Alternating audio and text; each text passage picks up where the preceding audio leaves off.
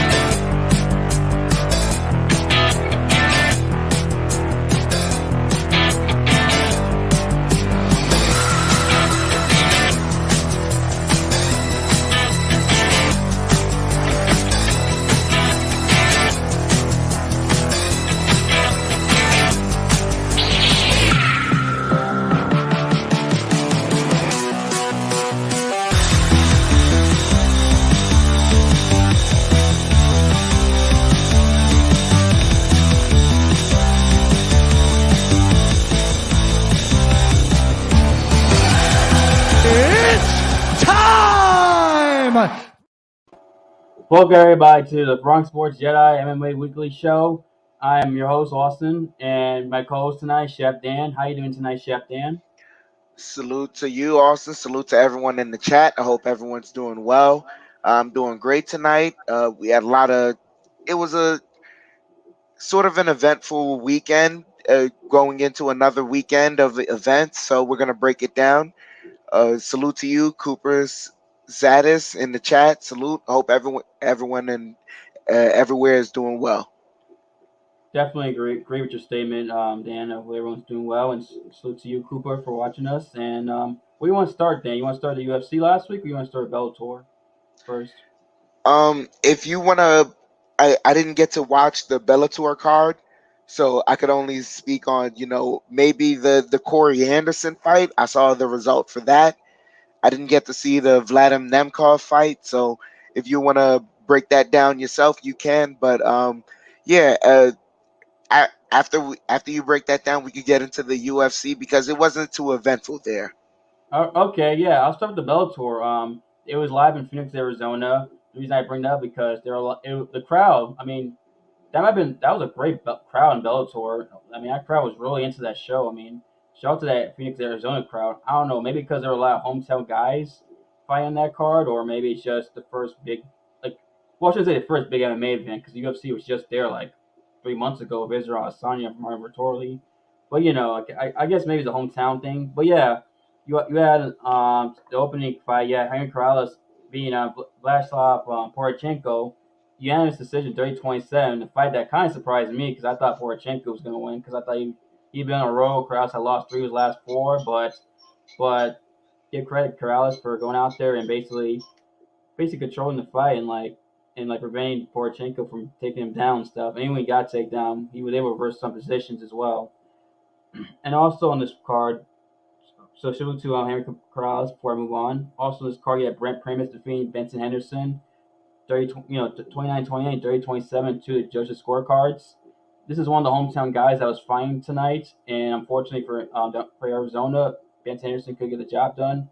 Brent Prince has always been a great fighter, but a lot of my criticism, other people's criticism was he just didn't fight enough. And thankfully, he fought again this year after fighting 3 months ago, 3.5 months ago in July. No, not 3 months ago in July, and he was able to show his good, jiu-jitsu and his grappling abilities, and also be able to not allow Benson Henderson to do his type of fight, where Benson likes to throw a lot of kicks and things like that, etc. So good credit Brent Primus as he basically apparently he's going to be fighting for the lightweight title next after this victory.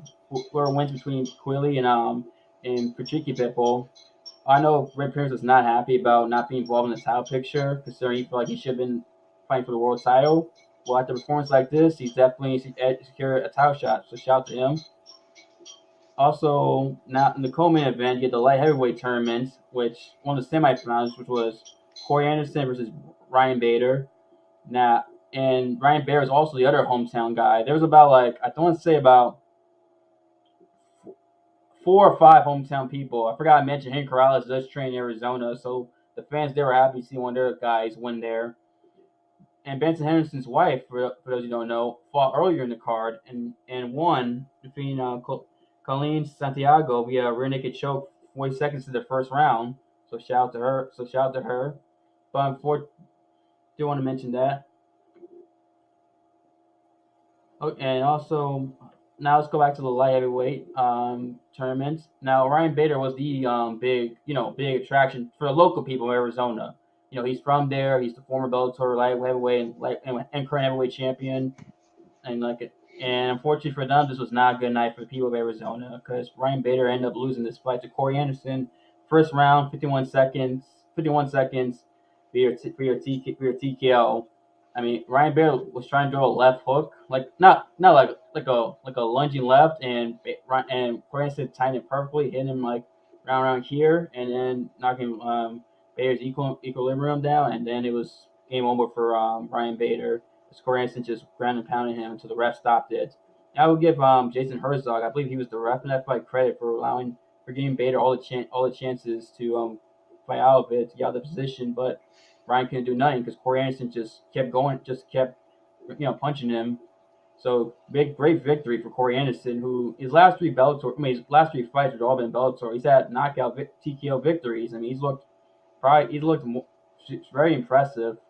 I mean, more so than he typically has in his career, in my opinion. What are your thoughts of this fight, Chef Dan? The fight was impressive on Corey Anderson's part, even to the point where he even got some attention from the UFC light heavyweight champion and Jan Blachowicz. It was a very exciting outcome for Corey Anderson. To your point earlier, when you were breaking down the event, I saw some of the highlights of the event, and I saw some of the times and the fashions in which that they were getting a lot of finishes, because there were a lot of finishes going on during the prelims and in the main event. I think that was why the crowd was so into it, is when you have a card full of finishes, and especially the in the timely fashions that they were done. A lot of fights didn't go the duration of 3 rounds. A lot of fights finished in the second round.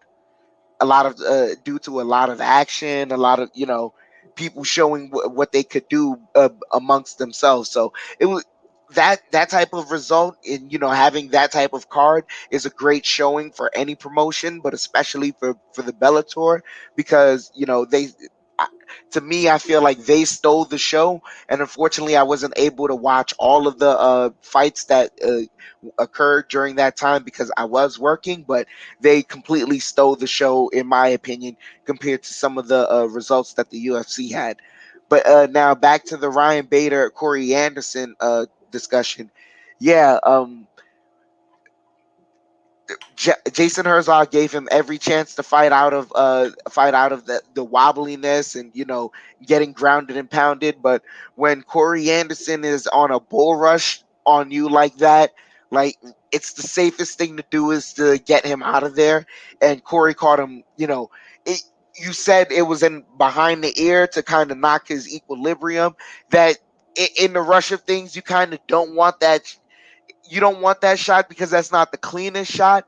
But in the fight game, any strike that lands that the referee doesn't make a big deal out of it, it if it lands and if it's clean to the ref, then it's clean to everyone else. I, And so I meant on the ear. My bad. I meant on the ear. I think it was on the ear. you My bad. I apologize. yeah, around the ear area basically to knock his equilibrium off. So kind of sort of a rabbit punch in a sense, right? But but the ear strikes are legal.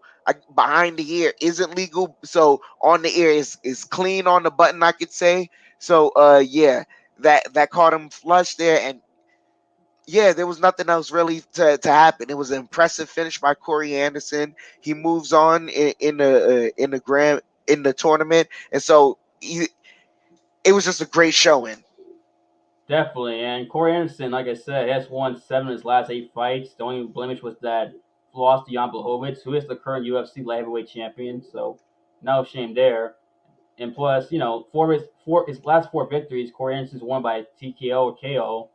So, if you go back to the Johnny Walker victory in November 2019, that was a knockout in the UFC. So Corey Anderson's been turned to a finishing machine, which is definitely something you like to see. And speaking of the light heavyweight tournament, his opponent for the finals was decided between Vadim Nemkov and Julius Augustus. Now, originally it was supposed to be Anthony Rumble Johnson, but he unfortunately has the medical condition, so he had to pull out. This was a chance for Julius to step up and possibly make an upset and make a name for himself. In that first round, he almost came close. He wobbled Vadim with an left uppercut, and Vadim went down but got up, but it was still he was rocked, but he got up immediately, and then he got hit with a couple of shots 10 seconds afterwards, like some rights and lefts, and Vadim was able to survive. Despite all that, Vadim was able to get a takedown not too long after that, and that's where the fight changed, and that is the story of the fight. Vadim's takedowns. And off his back, Augustus couldn't really do anything against Vadim's top pressure. Vadim was able to control him, ground and pound him, and even some would say steal that first round. And in the second round, you can argue it was a 10-8 round for Vadim Nemkov because Augustus really didn't do anything, and Vadim just beat him up badly. And it looked like with the final 15 seconds of that second round, the fight was going to be over, but Augustus was able to survive. And then in the third round, if I'm mistaken, is where Vadim took him down and was able to get the Kimura and after passing his Gus's guard and just Gus's trying to get out, and Vadim was able to get his arm, just put him in the Kimura, and Gus's had no choice but to tap. This was probably Vadim's, in my opinion, his most impressive victory in Bellator of his career, if you think about it, considering he faced adversity, he got wobbled hard, and he got hit with some shots immediately afterwards, and it shows toughness. I mean, a lot of guys who've taken an uppercut probably might have been on Queer Street, probably been done, but Vadim was able to show his heart, his toughness, survive that, and then take him down, Augustus, and then just ground and pound him to death, and just to the point where it led to a submission victory. He's able to get Kimura and make Augustus tapped out, and this is very impressive. I mean, you see Vadim. Vadim is kind of like his mentor Fedor, who's kind of small for the weight class. Like Vadim's only 6 foot. Usually 6 foot kind of somewhat short for that weight class, but he makes it work. He's strong. He's fast. Kind of like I said, his mentor Fedor. So it kind of makes sense considering you watch Fedor back in his day. He was always smaller than those heavyweights, but he always was fast and had great ground and pound. And Vadim showed it in this fight. And now in the finals of this tournament, it's going to be Corey Anderson versus Vadim Nemkov. And you can make an argument whoever wins this fight has a case. Not saying they are, but they have a case to being the best light heavyweight in the world, possibly. I know Jan disagrees. Obviously, Jan Blachowicz. Yeah.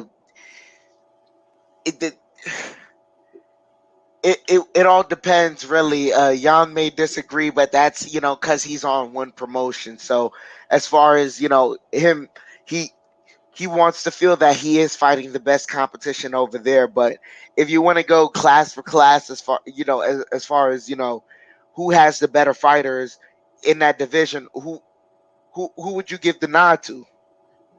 That's a tough one because a lot of people may argue Bellator's 205 division might be just slightly above the UFC's.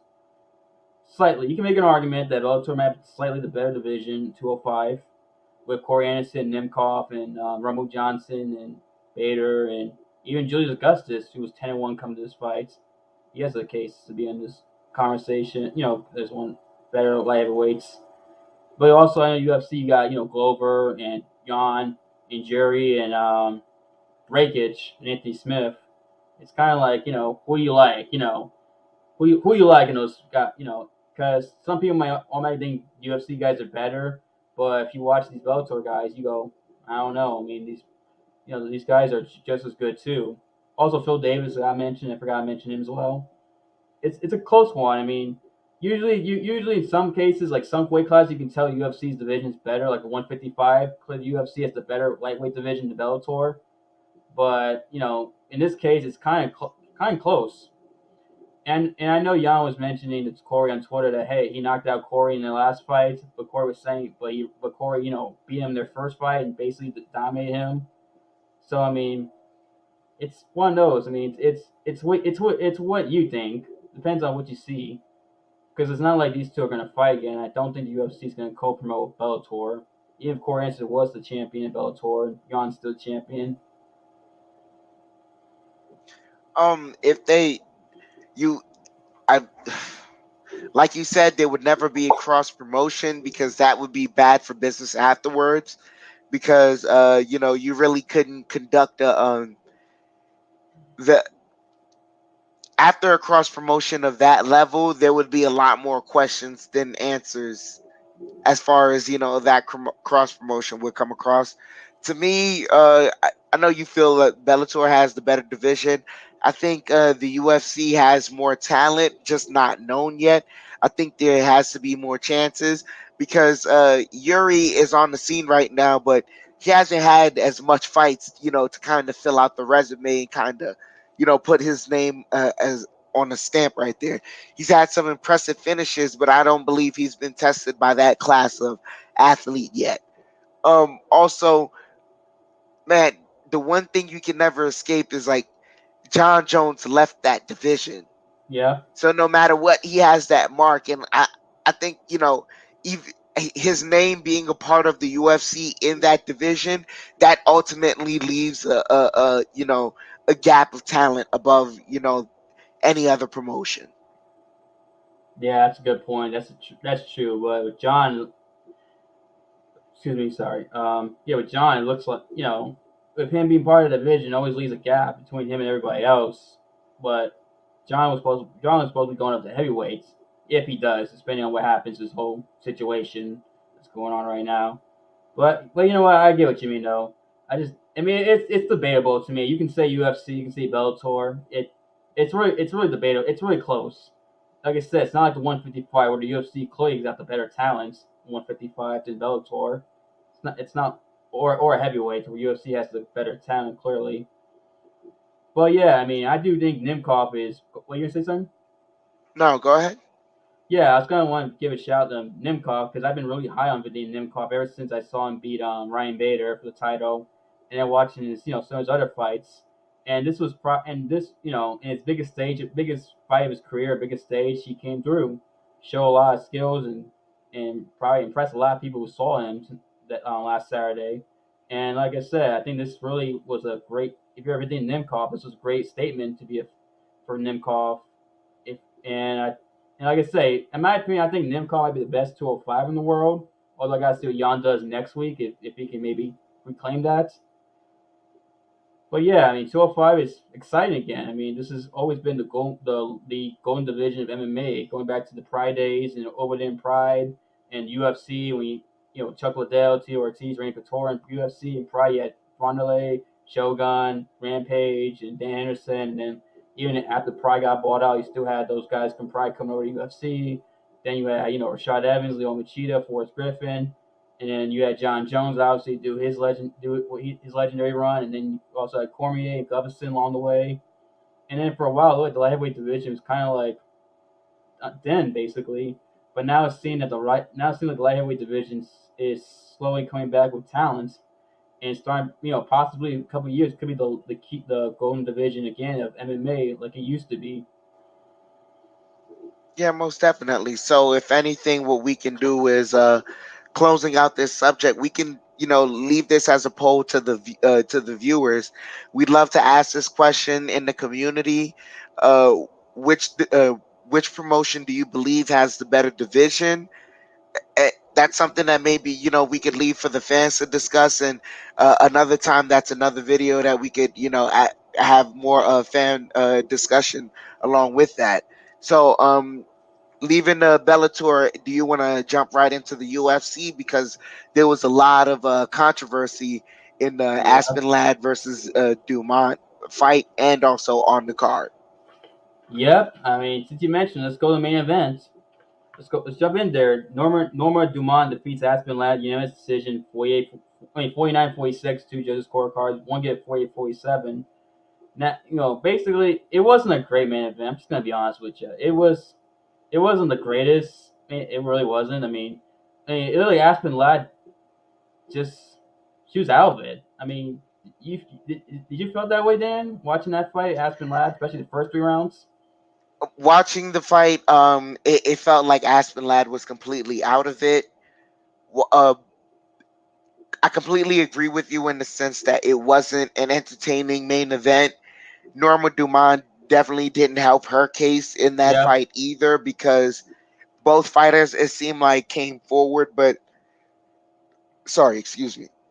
Both fighters came forward, but I guess Norma Dumont was just the more active fighter that night, and so that's why she won. But Aspen Ladd was losing the fight clearly the first 3 rounds. She gave herself more of a fighting chance near the end of the fourth round, and near Yep. the fifth round, she started to pick up the pace. But picking up the pace in the fifth round lets you know how bad the fight is for you. Um, yeah, it seemed like Aspen Ladd just decided to especially during the first 3 rounds. She wanted to move forward, but not throw any punches, not have any movement. So you kind of just becoming a still sandbag when you're just moving forward for your opponent right there. And so she just kind of looked out of it, looked unprepared, and didn't look, like a fighter that was ready to fight. Right, exactly. Yeah, definitely. I that's what I saw watching that fight. I was like, man, Aspen doesn't look. It's weird because she looked like she was going forward, but not engaging, not doing anything to put a threat on Norma. And Dumont just kept jabbing her to death, especially those early rounds. Jab, jab, jab, jab to keep Aspen Ladd back, and Aspen just kept taking it, which kind of was one of the things that led to her coach Jim West. I believe that's his name, Jim West. If I'm mistaken. I know his last name's West. I know that for a fact. In the controversy of his cornering during those rounds, where he was basically getting on his Aspen Ladd about her performance. Now, some people were kind of like turned off by it. Others were kind of like defending it. Like I know Dean Thomas did defend it during the UFC post fight, the post fight show. And I think Michael Bisping even defended it. I believe Bisping did. I could be wrong about Michael Bisping, but I remember he was talking about it in his YouTube channel. I didn't watch the video, but I saw it was suggested to me on YouTube a couple of days ago. And what are your thoughts on her coaches coaching the tongue twister coaching during that fight? Um, it comes down to really two questions for me. Is that number one, do you believe that the corner is correctly invested in the fighter?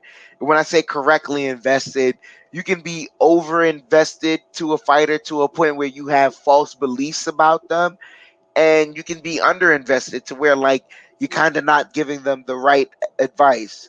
So do you believe that he was correctly invested in Aspen Ladd?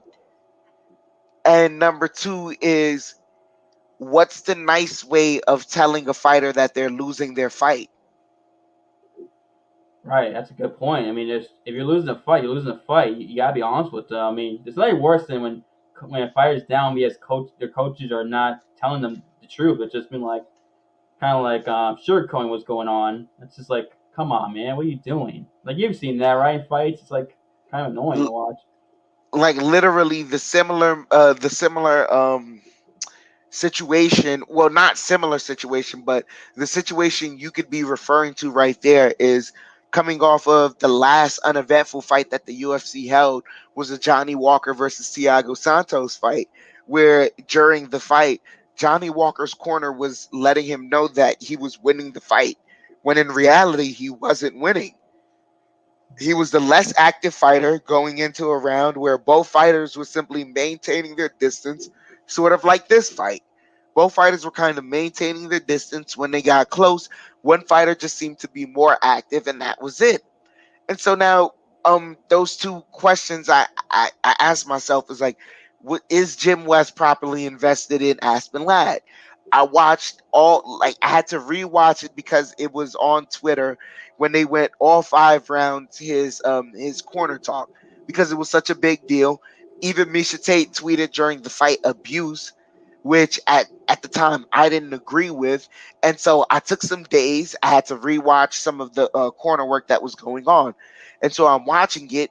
He's calm after the first round. He's calm, but a little more irate, but he's starting to see the bad trend after the second round.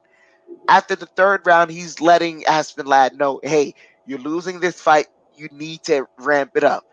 After the fourth round, he lets her know that she's straight up losing the fight. And it goes to the second question I ask is there a nice way to tell a fighter that you're losing the fight?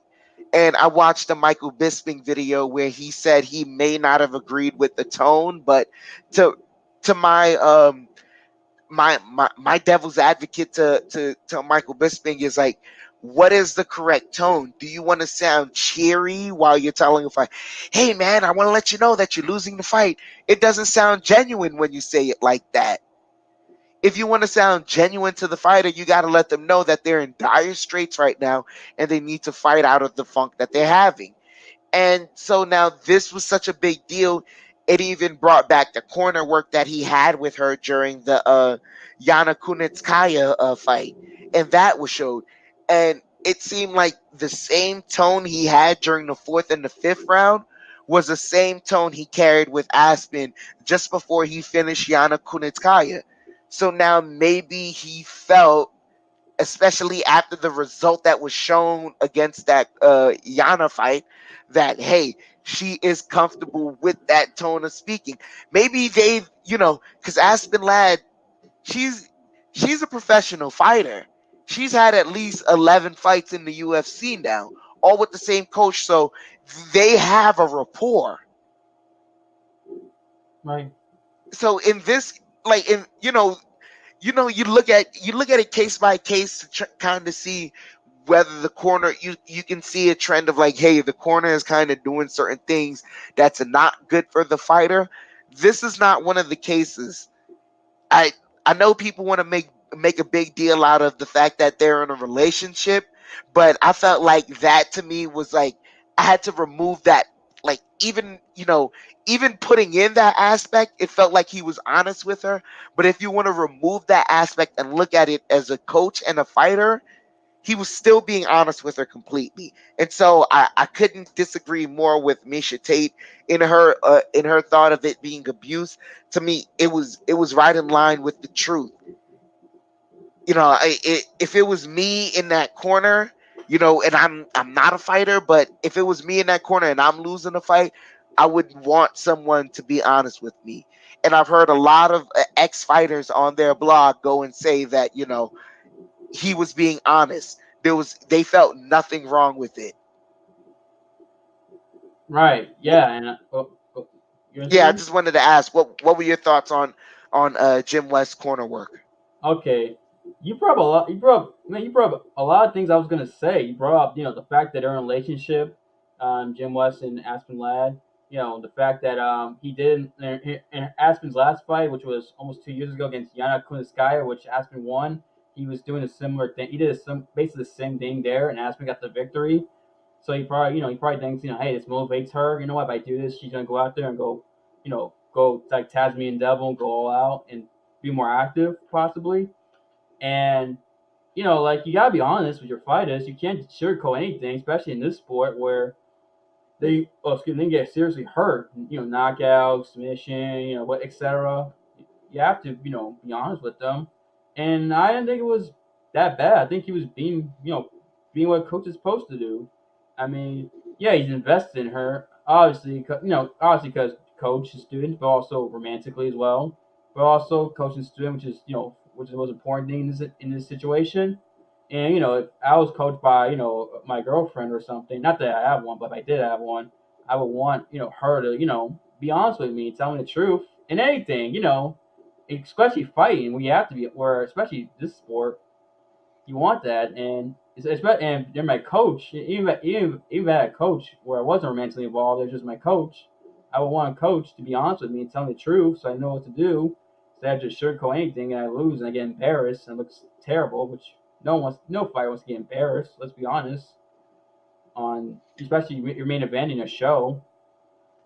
I agree with you there completely. And the last question, anyone would have to ask themselves is like being real with yourself, like listening to the tape over again and putting yourself in Jim West's shoes in the situation, watching his fighter losing the fight. And honestly, if like the commentators are saying it and we as fans, we have eyes, you see it, like I'm seeing it. Aspen Ladd is coming forward not with the same intention that she had during the Yana Kunitskaya fight. She's a better striker than what she displayed during that fight. Yep. She's a better wrestler than what she displayed during that fight. Has better footwork, better technique, all of that. It was like she showed us a lesser version of herself. And so the question you have to ask yourself, being honest, is was Jim West degrading her? And to me, the answer is no. No. And that's where I'll leave it at that. Same, I agree. Now, one that I do want to mention, Aspen Ladd, I didn't realize until afterwards, is that Aspen Ladd, her last fight was almost 2 years ago, and because of that, the reason why she didn't fight for a while is because obviously the COVID and stuff, and also she got knee surgery, where she, and she waited to get to before fighting again. She wanted to make sure her knee was recovered before going into her fight, and then so it took her. So who knows? Maybe the injury had played with it, had something to do with it. Plagued her. Excuse me, because you mentioned with Thiago Santos how when he had that fight with John Jones and tore basically every ligament in his knee. Now for a long time he wasn't the same in terms of his fighting ability compared to before the injury. So maybe that's something to do with it, the knee surgery and things like that, or not fighting. Possibly could be maybe, but I mean, I can't attribute the knee surgery to what I saw from her. What I can attribute from what I saw was the layoff. It's like that's the only thing I can attribute to that is after having a layoff, you know, some fighters when they come out in a barrel with their hair on fire, throwing caution to the wind, not having the correct defense that they usually have. Or some fighters after a layoff, they'll come in trying to look for every perfect shot. So now because they're looking for every perfect shot, they're too patient. So now in a fight where both fighters are extremely patient, the judges end up just looking for activity, and that makes the fight easier to judge. Who's more active? And so that's the only thing I can attribute to the inactivity we saw during those first 3 rounds is the layoff. But other than that, it looked like the movement was still the same. If anything, she should have the upper body movement was stiffer, and I don't think that comes from the knees. That comes yeah, from moving your head and keeping your head on a swivel. And she wasn't throwing punches. yeah, that's a good point about the upper body movement. That's true. Yeah, yeah. I mean, yeah. Like I said, the jab she kept hitting it by a jab all day. Well, not all day, but yeah, basically the whole most of the fight, Norma's jab kept hitting her. And like I said, it's probably due to lack of head movement. So that's a good point there. Most definitely. So with that being said, would you like to break down what you saw in the second in the co-main event fight? I believe that was Andre Arlovsky versus Carlos Felipe in the heavyweight division. And in this fight, man, I thought it was gonna be a knockout, but this was more of a tactful fight, especially for heavyweights. You kind of Yep. don't expect it to be a fight full of tactics, but it was a tactful fight. At least that's what I saw. Tell me what you saw. I agree. It was tactile. I mean, tactful. You're right on that. Orlovsky was very tactful with his offense. In terms of not his offense, but his defense. He was like, moving and like a lot of like a lot of like moving his body and like trying to like get out the way. But and Carlos Felipe, he was being tactful, but at times, but also I feel like when Felipe did land on Orlovsky was it was more power. It was more power behind it. You can tell like Orlovsky felt it. And there were times where you wonder, oh, is Orlovsky getting dropped?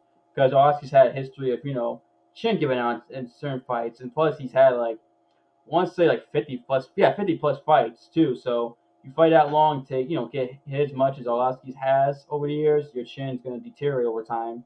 So with that being said, I mean Arlovsky, he's a lot of movement, a lot of movement and stuff like that in terms of one getting hit. But then as the fight kept going, Arlovsky did slow down though, and Felipe started doing somewhat better. But Arlovsky, especially in that second round, seemed to be ahead of Felipe despite all that, and he was able to squeak by a decision 28-20, and all three judges scorecards. I think Arlovsky was able to tag him more, and then even when Felipe did tag him, Felipe didn't he didn't throw more shots despite having more power. And Arlovsky was able to using his be more active, was able to get the victory over Carlos Felipe, in my opinion. Close fight though, because Felipe thought he won.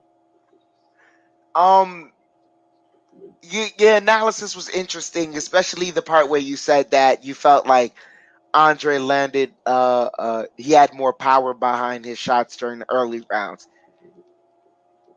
I mean, To me, go ahead. No, I mean like I think he was more active in early rounds. I think I don't know if he had more power behind him necessarily, but I saw him that, and also he was more like he was a lot more. He used a lot of movement during this first round, and then kind of slowed down as the fight kept going on. It did definitely look like Andre Arlovsky was the veteran, the clear cut veteran, the clear cut professional with more experience in the octagon with Carlos Felipe. I know you said it looked like he had more power, but watching that fight, to me, I had to rewatch it again. This wasn't the most entertaining fight in the main event on the main card to me, but I had to watch it again because what Andre Arlovsky did to me did to me was very impressive. I think it was a combination of footwork, timing, and placing because Carlos Felipe is known to throw punches in bunches.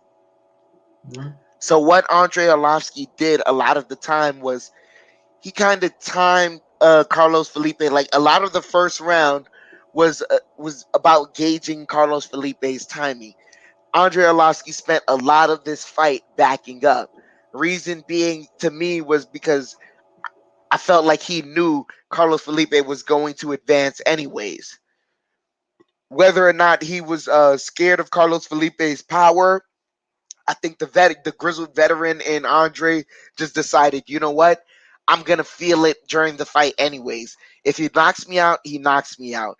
If not, this is gonna be a long fight for the kid. And so once he felt Carlos Felipe's power a little during that first round, he got comfortable with the timing. And so when Carlos Felipe would throw the punches and bunches, he'd know when to step in with the clinch, stop the punches, separate, and land his counters. And because Carlos Felipe was like being stopped in his momentum, Carlos Felipe did not know what to do. A lot of the times he tried to close up and Andre would slip through the guard and land some shots. And Carlos tried to shake them off and tried to show to the judges that nothing was hurting him. But there were times when Andre Arlovsky wobbled him and just, showed the veteran. And I think, if anything, the defining round was that second round to me. The second round, Andre Arlovsky showed, who he was, and he dominated that second round. The first round, it was a kind of give or go take, but you saw Andre, kind of close out the round stronger than Carlos did. So you could give it to him in the first round 10-9. The second round to me is more of a 10-8 round to me because it was just more a masterclass of footwork, timing, angles, knowing when to slip out, knowing where to be to land your punches, where to clinch, where to slip out of the clinch so you're on the side landing the punches you want to land. The third round, he got a little gas and Carlos decided to step it up. But even if he did win that round, 2-1, I had to give it to Andre Arlovsky. So it was a very grizzled veteran fight, very impressive. But right back to where I said it was uneventful to me. No one distinguished themselves as title contenders, and I'm even gonna go in depth with this with another fight on the main card. But Andre Arlovsky is talking about maybe he wants to go have a run at the heavyweight title again. That fight didn't convince me. What about you, Austin? Didn't convince me either. Like you said, good performance, but like I said, it wasn't like a convincing. It didn't convince me that he had another run to go after the title. I know Orlovsky's had these moments in his career where, if you like 10 years ago when he lost to Suri Karatana in Strikeforce in the heavyweight Grand Prix, he had lost 4 in a row. Everyone thought he was done then. Then he goes on, wins a bunch of fights and outside promotions, and then, he loses the Rumble, but wins, decent amount, gets back to the UFC, goes on like a 4 or 5 fight winning streak, and basically he's top 5 guy again. Then loses to Stephen Miocic. Arlovsky, then he goes on a losing streak, but then he wins a couple, wins some fights, then loses. He's had those moments, but I just don't think Arlovsky is exactly. I don't think Arlovsky's gonna make another run at the world title at this point in his career. I mean, he's competitive to we can beat these young guys still in fights, but they said child contention, not at all. And yeah, he's won, I believe. Let me check. Hang on. He's won 4 of his last 5 fights, which is pretty good, but still not exactly gonna be. I don't think this time next year it's gonna be a top 10 heavyweight division. I'll be shocked. That would shock me if he's like somehow ranked this time next year.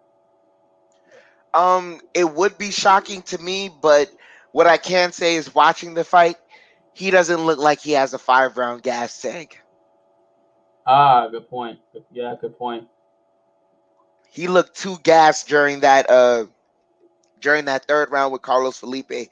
And though Carlos Felipe, he is an impressive heavyweight, but right now, other than the punches and bunches and the toughness and the grit, he hasn't shown a different set of skills right now to kind of, put people on edge. And if that was the only thing that he had to deal with, and that was, gassing for Andre Arlovsky, then I'm sorry, but there's a guy right now, like before you can even get to Cyril Gane, Stipe Miocic, and Francis Ngannou, I don't think he can survive a 5-round fight with Curtis Blades. No. Or even Derek Lewis, even. Exactly, and those are the guys. That's the threshold you gotta cross before you're even in the circle for maybe being mentioned for a title fight. So the heavyweight division is, it's stacked right now, and it's looking lovely. And Andre Arlovsky definitely showed a great fight, but not nowhere near championship level to me. Nah, I don't think so. Yeah, like you said, he was a former heavyweight champion back in the day, like 15, 16 years ago, but I don't think he's making another run at that title. Yeah. With that being said, we can move on to the next fight in the card, which featured another veteran of the UFC, Jim Miller, defeating Eric Gonzalez via KO, 2nd round, 14 seconds. Now, Jim Miller's knockout it was impressive. It was just, dang, he knocked him out bad. The way Gonzalez fell, man. Gonzalez hurt. Was done well early on the first round against Miller, but then Miller, turned around towards the end of that fight. The last minute or so. Then that thing comes out and just drives Gonzalez and finish him. And it was a fun fight. Jim Miller at his age and being around this long, still put on good performances in UFC. And that was his first KO since UFC 200. 5 years ago, and his first KO since 2011. So he accomplished something he hasn't done in a while, which is good for him. And what are your thoughts on this fight, Dan? Very, very impressive KO. It was a comeback it was a come from behind win for Jim Miller because he definitely got wobbled in the first round. He had to, show that grizzled veteran ability and just, after getting wobbled, go immediately for the shoot, get a takedown, and rest on your opponent, get close to him, make sure he can't throw punches while you have mount position, while you have top position, on the mount, on the ground, and you rest, you clear the cobwebs, and then you come back, and man, the trend started late in the first round. You saw it when he just kept throwing that left hand, and it found its way to Eric Gonzalez. when the left hand landed the first time, Eric Gonzalez tried to smile. He smiled and tried to laugh it off, but then it landed a second and a third time, and then he tried to clinch, and even in the clinch, it landed a fourth time. It surprised a lot of the commentators. It surprised me, and it seemed like Jim Miller just set that trend as like, hey, I know the left hand is landing. He can't see it coming for some odd reason, so I'm just gonna keep throwing it. Now, you think after getting hit with those shots repeatedly that, Eric Gonzalez would maybe try and shore up the defense and go, you know what, let's get right back to fundamentals. Let's try and find out the timing of that left hand. But he felt like he had Jim Miller almost there. So he tried to go for a more spectacular finish, tried to go for the Anderson Silva front kick. But as soon as his leg came down, overhand right in the second round, Jim Miller landed, oh my God, crumbled him. When I say crumbled him, his legs went bow-legged and just down. And Jim Miller just pounced on him with repeated right hands, and that was it. Referee had to stop the fight. And Eric Gonzalez, if he watches the tape again, you can clearly see it. That was a moment that you didn't even have to get knocked out. Yeah. This was a moment where truly you had the fight and you decided to go one way instead of going the other. And you're not it's not to say you're not that guy or you're not capable of that, but anyone can get caught clean. And so what you have to do is go back to what got you to the dance. It's fundamentals. No one goes to the gym and learns the spinning heel kick the first day. Every gym in the world goes straight to fundamentals. You got to get back to the fundamentals and learning your opponent's timing and shoring up the defense. He didn't do that, and so he got caught. Right, that's good. That's a good point there. His defense wasn't exactly the best, and he got caught. I mean, he mentioned the Anderson Silva front kick. That's right. I forgot to mention that he did the Anderson Silva front kick, and then when it failed, he left himself open to get caught by that right hand from Jim Miller. And Miller put him down. Miller just pounced on him until the ref stopped it. It was a great point there. And yeah, like I said, fundamentals win fights, no matter what. Most definitely. And I know a lot of if some fans don't know what the Anderson Silva front kick is essentially the fighter Anderson Silva was famous for this. He made this move famous. He essentially had his hands down. He was talking to the fighter, both of them having a conversation, and out of nowhere, while his hands are down, his leg just shoots up the middle. Front kick to the face, crumbled his opponent, and then he just pounced on him and got the victory. Now, in order for that kick to work, man, you got to leave yourself defenseless. Mm-hmm. And my thing is, I don't know what made Eric Gonzalez want to go for that move, considering that you just got caught clean with like 4 or 5 left hands just before the round ended. You didn't finish the round on a strong note. I don't know. It was baffling to me.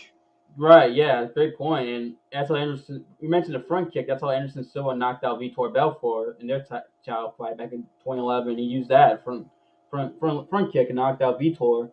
And like I said, Anderson Silva was able to get away with it because he was able to move his body. That's how he can get away with doing stuff like that.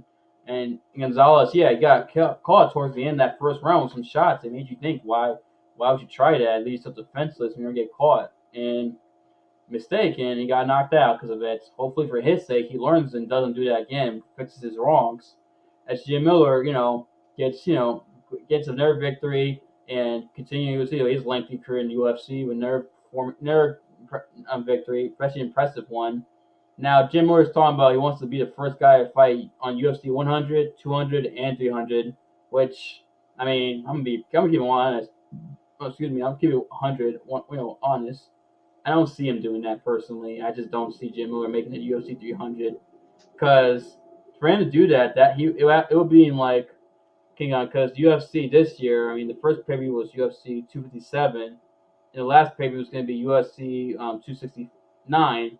So that'll be 12 times at 270, 282, 282, 294. It'd be like three years at least before UFC 300 and. Jim Miller is older. I mean, he's been, like I say, he's been around since UFC 100 at least. That was 12 years ago, and I just don't know if I can see Jim Miller fighting still be on the roster, UFC roster by the time UFC 300 comes around. I don't think Orlovsky being in the title picture is likely. I don't think this is likely either, personally. Um, if it's for a longevity award, you never really know. After this fight, he is going to take some time to recuperate. If he is active enough and he wins enough fights, and he's like, you know what, I'm just kind of not going to move up the ranks, but I'm just going to test these young guys, hold the spot somewhere in, the rankings, maybe number 10 through 15, and just test a lot of young guys. You never really know. 3 years, that's a long time, but you never really know. The sport is chaotic.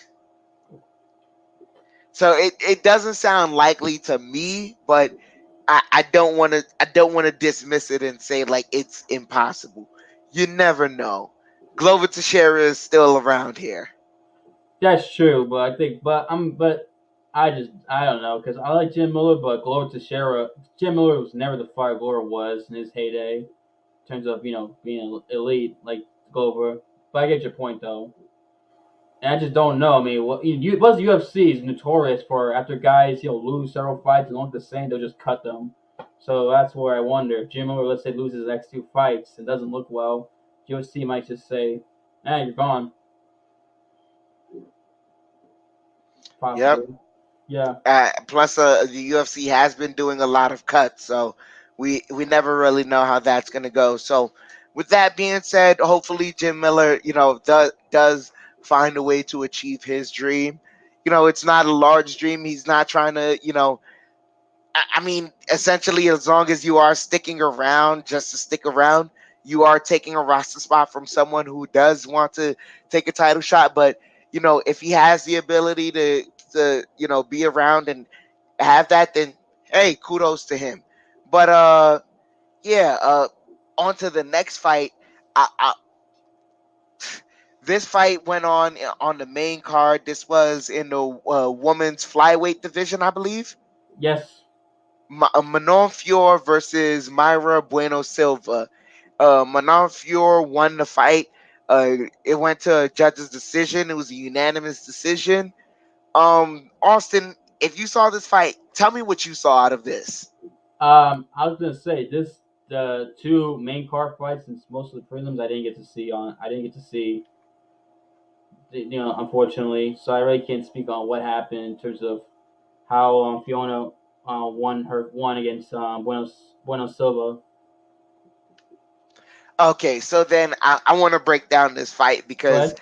I had to pay special attention to this one because a lot was being said during the fight, but after the fight, certain things became clear. Both fighters were coming off of, I believe, seven fight win streaks. So both fighters very impressive. Uh, Manon Fior, she's been known to be an aggressive striker who, she's just punches and bunches. And Bueno Silva is just very, very tough. She's a very, very tough fighter who has a lot of power. She's not gonna do punches and bunches, but she has grit and she has some spunk to her. Now, watching the fight, the first round, Manon Fior started to establish herself with I believe the combo was a 1, 2, 3, and she'd either mix in a leg kick, here or there. But it was really a 1, 2, 3 pushing forward. Ha ha ha. Ha ha ha. That's what she's pushing forward with.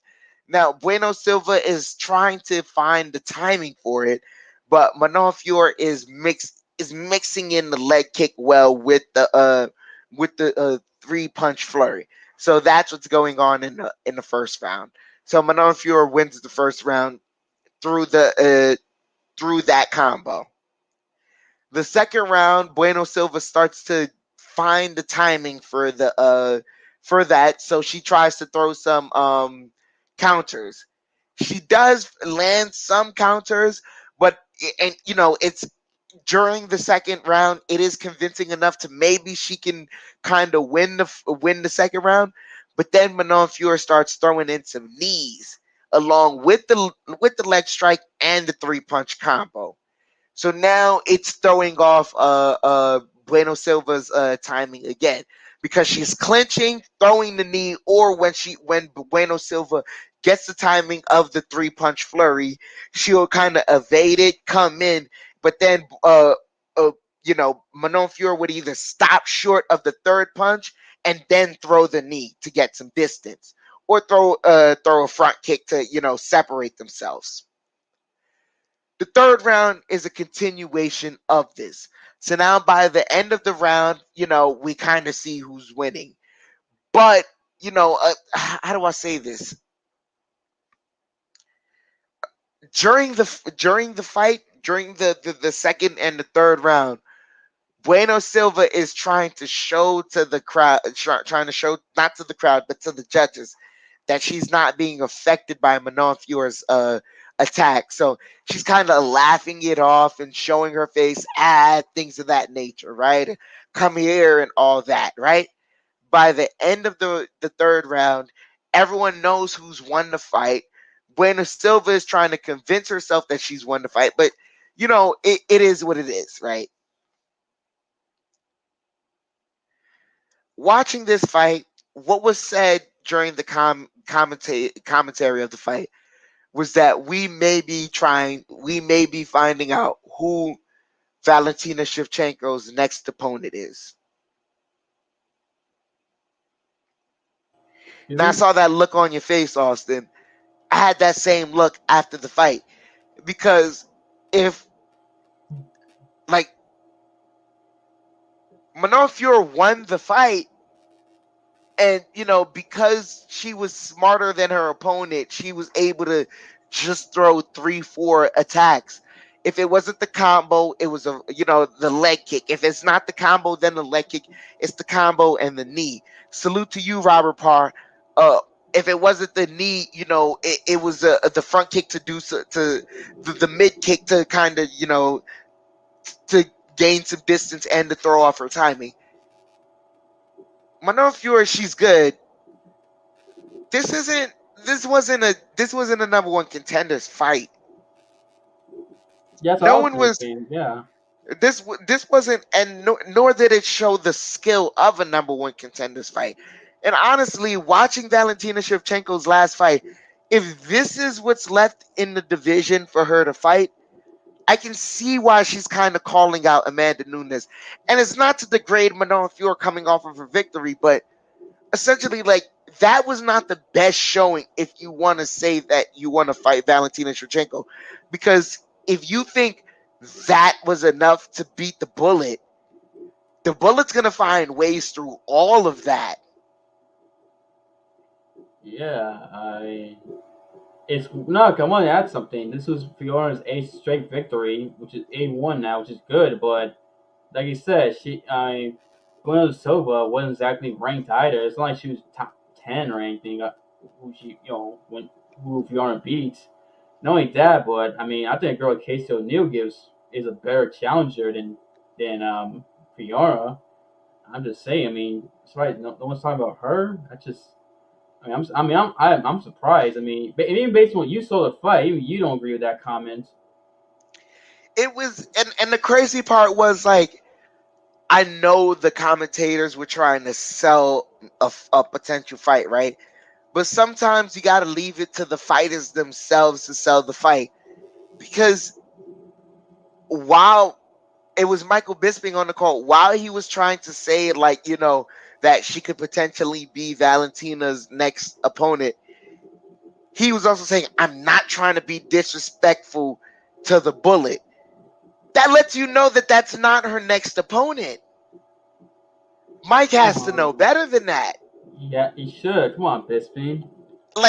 Come on, the count knows better than that. And so when you have to say things like, I don't want to be disrespectful, but this might be your next opponent, that lets you know that shouldn't be the next opponent. That the way the UFC works itself out, man, the division will let you know who the next opponent is. while Khabib retires and Dustin and Conor are having their spat, right? And Yeah. so while that's happening, uh, uh, uh, the UFC decides to move forward with the division, and they have two available fighters coming off of fresh victories, very impressive victories, in Michael Chandler and Charles Oliveira to fight for the championship. They fight. Charles Oliveira wins. He's a champion. Hmm. Like, the division let us know that Dustin Poirier was the next contender. We were waiting to see, before that matchup was decided, we were waiting to see what Justin Gaethje was going to do, because he was the last guy for the that fought for the title. Maybe he would have been greedy enough to mention his name, things of that nature, but he chose the radio silence until Michael Chandler said his name. The division let us know who the contender was. It was Dustin Poirier, especially coming off of the victory off Conor McGregor, because we all knew if Conor beat Dustin, he was going to be loud enough that he was going to be the next guy to contend for like, these type of fights, regardless, even if it didn't live up to the billing, but we know the division lets you know after that fight. The division's not telling me that Manon Fior is the next contender. The division's telling me that Manon Fior needs at least two more impressive victories before we can try and crown her the next contender. Right, exactly. I'm just surprised that Bisping said it. I'm just like baffled. I mean, she's not ranked. Venezuela's not ranked. I mean, how you gonna say that? I mean, and plus, I think a girl like Casey O'Neill might down the road might be a legit challenger for Valentina. How you gonna How you gonna say that? I mean, how you gonna? I just dumbfounded. I mean, like, just Yeah, hard to say. it was completely dumbfounding, and so to that point, I was, you know, the bullet is safe. Her Yeah. reign is safe right now. They the division has to figure out who is going to challenge her next. But until then, Manon Fior, excellent, not excellent, good showing. Maybe you get a ranked opponent that pushes you now, but yeah, to me, not next up. And so, with that being said, I want to attack the last card on the last fight on the main card. It was Nate Landwehr versus Ludovic Klein. Nate Landwehr wins the fight via submission, round 3, with the anaconda choke. Uh, Austin, you told me you didn't see this fight, so I saw the fight, so I can tell you, man. And a con Uh, choke. You don't see those that often. I mean, that's you intriguing. don't see those that often, but Nate, man, he the train was in effect. It was consistent pressure, and no matter what Ludwig hit him with, man, he just kept moving forward.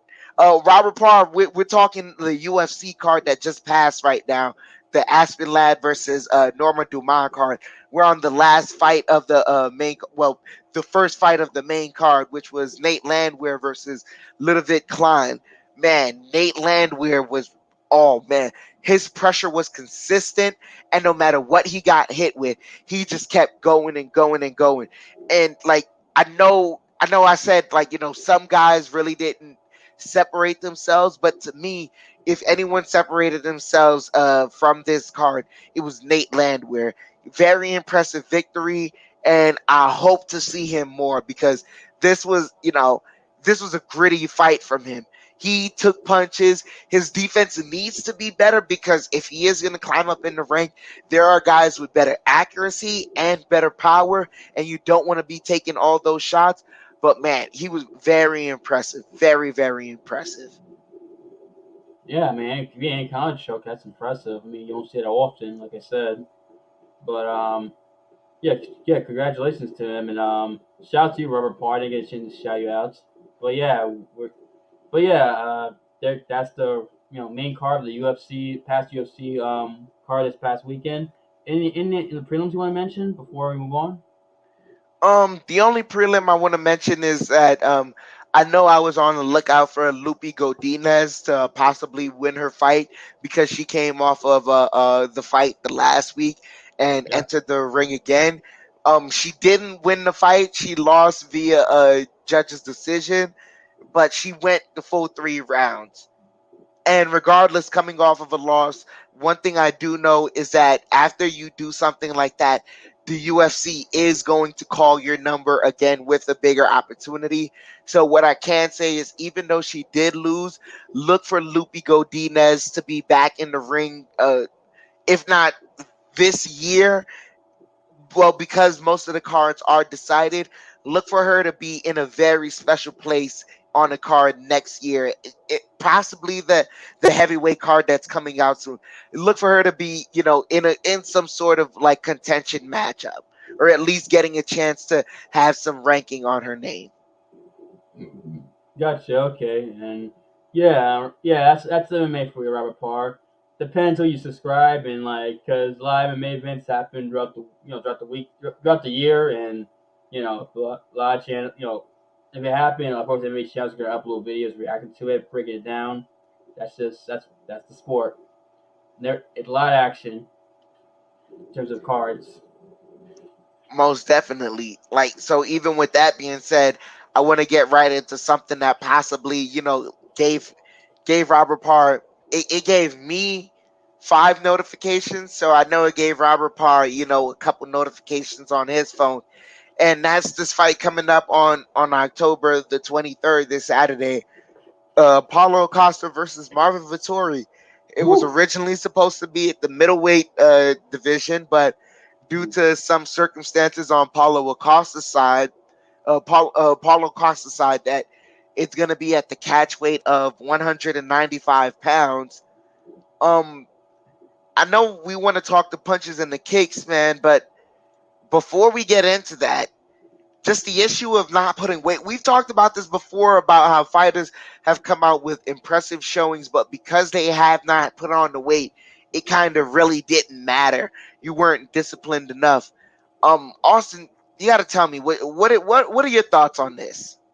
I mean, it's bizarre. It was kind of strange because the interview. I'd say I don't think you saw it, but for those of you who don't know, yesterday, as this live stream, ESPN did sit down. Barack Obama did sit down with both Marvin Vettori and Paulo Costa, like like the Zoom where they were talking to each other, and Paulo Costa basically said like he basically can't get his weight down, things like that.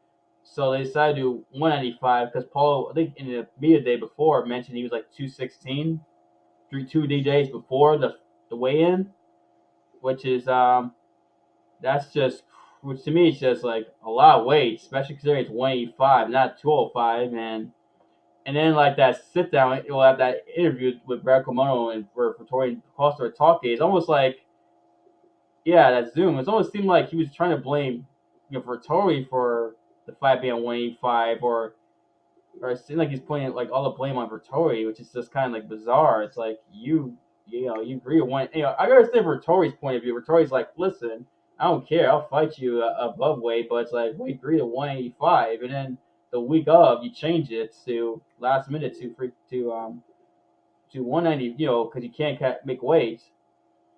And it's like, yeah, I can understand Vittori being frustrated. Although I will give Costa credit for at least being honest. UFC saying, hey, I'm not going to make it in that aspect, yeah, you can be kind of good guy with him, but at the same time, it's like but at the same time, it's like, dang, what happened? How you not put your weight down? I mean, it's 185. You should have like, had. You could have a nutritionist at least try get the weight to close enough to where the cut's easy versus not. I have all that muscle, but still, you've made 185 plenty of times. I don't think he's ever missed weight before. I don't know what happened. Especially considering Costa is not exactly, considering Costa, it hasn't exactly had a good year or so ever since the Israel Adesanya fight, especially with the whole, the allegation, whole him drinking a bottle of wine before the biggest fight of his career. I mean, what the fuck? I'm sorry, but why? If that's how you do that, the biggest fight of your career, you're drinking, you can't sleep. This is the day before. It's like, you couldn't get melatonin, hot tea. I, I'd also like to ask Robert Parr in the chat, man. You let me know, man. What do you think of Paulo Costa not making weight for this fight? Like, what, like, like he got another notification that there was a weight change. Yeah, like because Paulo Costa, he's not right. He's not at the agreed upon weight that they signed the contract for.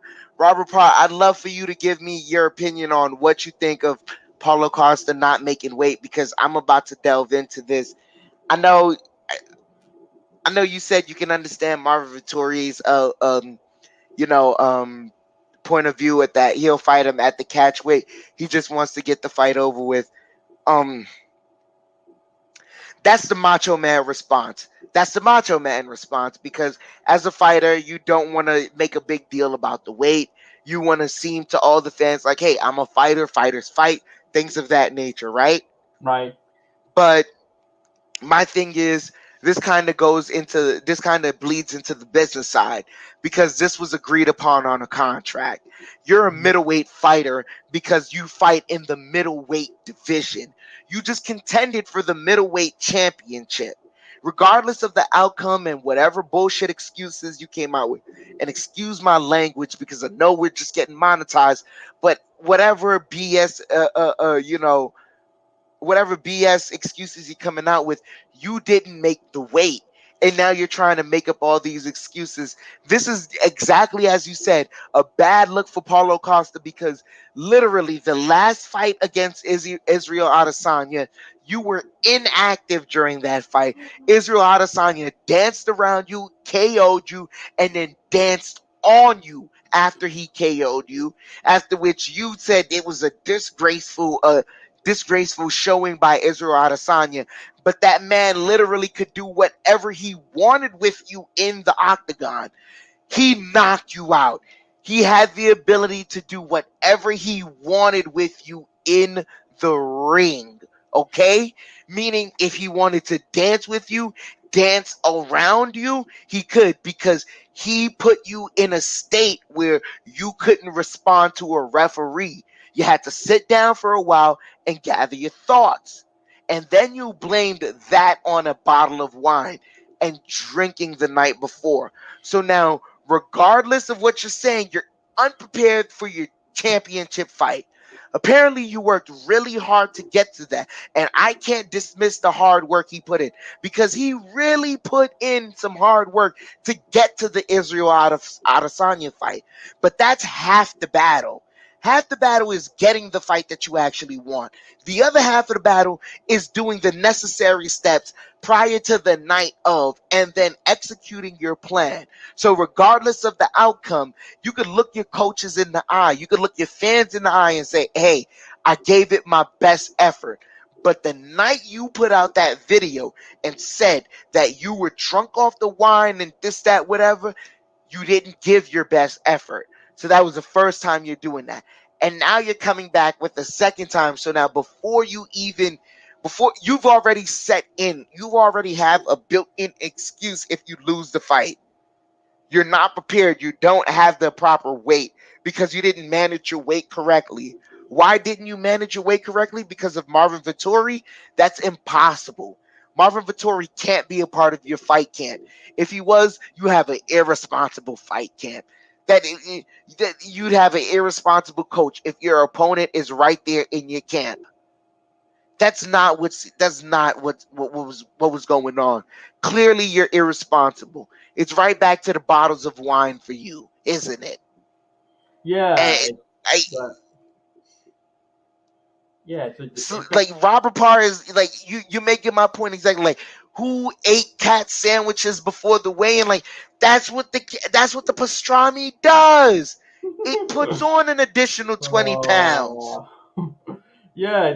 It's like it's kind of crazy that if you watch that interview, that Zoom interview with Okamoto and Vittori and Costa, it's like kind of like Vittori's like just like can't believe this guy's attitude. Like, he's like even also and Costa, like it's almost like Costa's saying, "Well, he's like, well, Vittori's kind of bothered. He's not. He'll fight you. It's like we agreed this weight, and they're changing the last minutes. Like, yeah, it's My kind of issue with that wasn't even really that. Like I didn't have to watch the entire interview because there was one clip that was put out there, and it's Paulo Costa nonchalantly saying, "Hey man, I just couldn't make the weight because I didn't want to make the weight.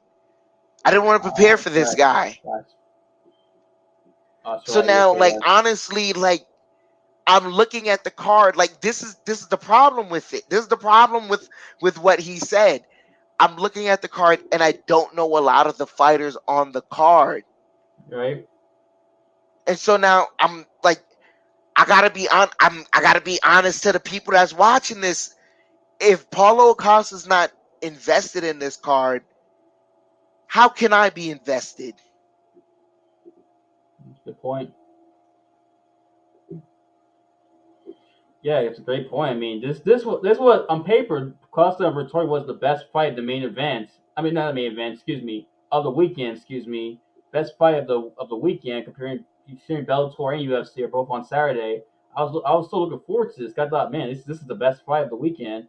I was so I was interested to see how both guys would do, considering both are coming off championship losses to Israel Adesanya, which were the worst performances, are ranking up against Israel, who they both can't stand, but Israel is a beast, just like Robert Parr said earlier. Is he's just, yeah, I mean, he basically, He's a different beast when it comes to that middleweight division, and it's even to a point where right now, like the UFC is funny right now. They signed Alex Pereira for a reason. They want to yeah, build that fight because they know after the Robert Whitaker fight, you can't build another fight for it. Izzy builds his own fights. yeah, Izzy made Jared Cannonier a name. that's true. They didn't fight yet, but you're right though, he did. He made Jared Cannonier a name, and then Robert Whitaker took that name from Jared Cannonier for a moment. And that's why Robert Whitaker is in the place that he's in right now. Izzy just mentioned one guy's name, and then Robert Whitaker was able to take care of that guy. It, I don't know, I know Vettori said some things about Israel Adesanya, which was delusional to me Oh because yeah, he's losing out too. Yeah, he said that Israel Adesanya wasn't better, that he was just smarter, but that makes him a better fighter anyway. So I don't like Robert yeah, Parr, man. In the words of the late great Kobe, Israel Adesanya is the same beast and a different animal. Like I don't know how else to say it.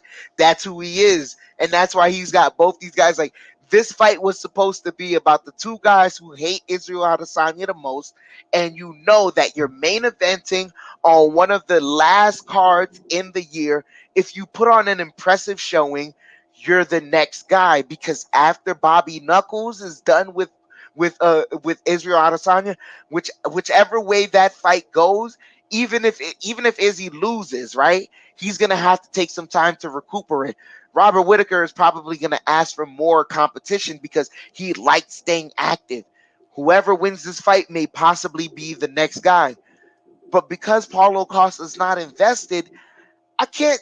I can't put on Robert. Like Robert Parr just asked the question earlier that how the fights are looking on this card. Like I'm not all too invested in this card right now. I agree. I mean, I'm not too invested in this card either. And Costa and Vettori that was the fight. Like this fight is, this fight was so exciting. Yet now one of the guys is not invested, which is Costa. Basically, that comment it seems like he's not.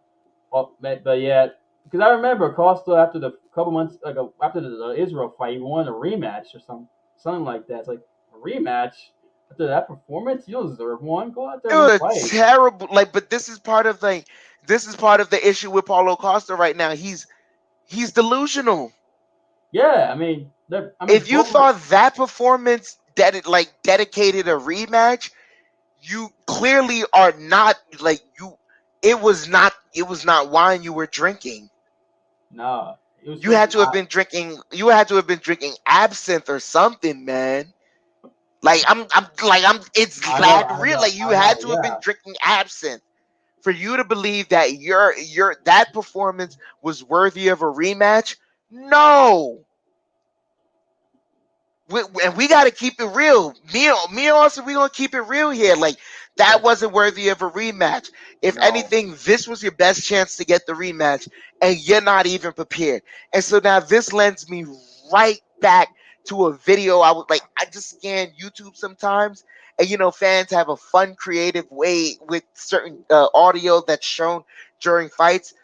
I believe after one of Israel Adesanya fights, he pulls Dana White over to the side, and they're playing this deep music with it. And it's an awesome video.